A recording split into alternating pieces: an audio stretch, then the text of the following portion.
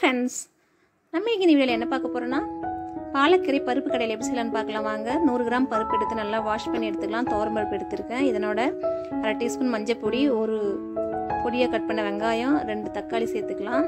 பொடியை கட் பண்ணி சேர்த்துக்கலாம். கொஞ்சமா உப்பு போட்டு மூடி போட்டு நல்லா வேக வச்சிடலாம். 3 விசில் விட்டா போதும்.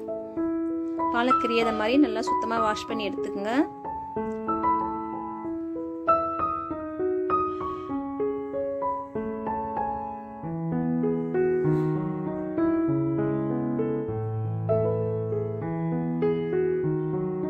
குக்கரோட மூடியை கட்டிட்டு பாலக்கீரை சேர்த்துக்கலாம்.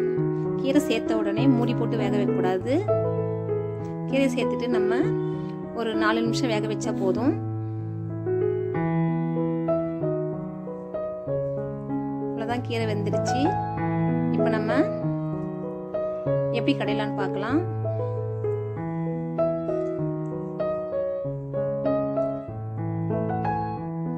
தாளிப்பு கரண்டியில 4 டீஸ்பூன் எண்ணெய் விட்டுக்கலாம். எண்ணெய் நல்லா சூடானதும் கொஞ்சமா கடுகு சேர்த்துக்கலாம். கடுகு நல்லா புரிஞ்சதும் ஒரு 10 பல்லு பூண்டு நல்லா நசுக்கி சேர்த்துக்கலாம்.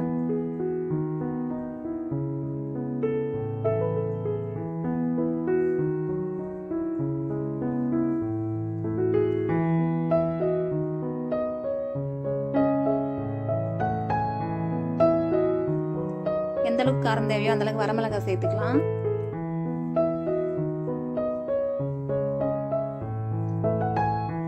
இப்ப இத பருப்பு கடையில சட்டில சேர்த்துக்கலாம்.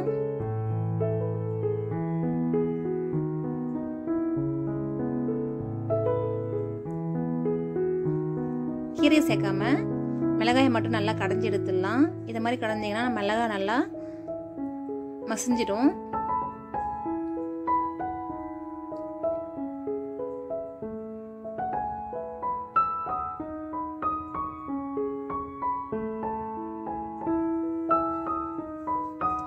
பருப்பும் கீரையும் சேர்த்து கடைஞ்சி எடுத்துக்கலாம்.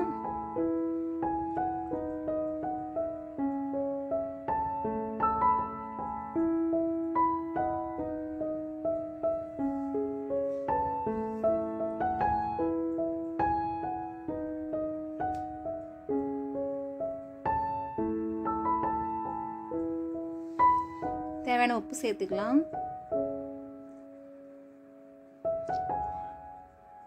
இந்த பாலக் பருப்பு கீரை கடையில் சாதத்தோட சாப்பிட்றதுக்கு ரொம்ப சூப்பராக அருமையாக இருக்கும். இதனோட கொஞ்சமாக நெய் சேர்த்து குழந்தைங்களுக்கு கொடுங்க. குழந்தைங்க நல்லா விரும்பி சாப்பிடுவாங்க.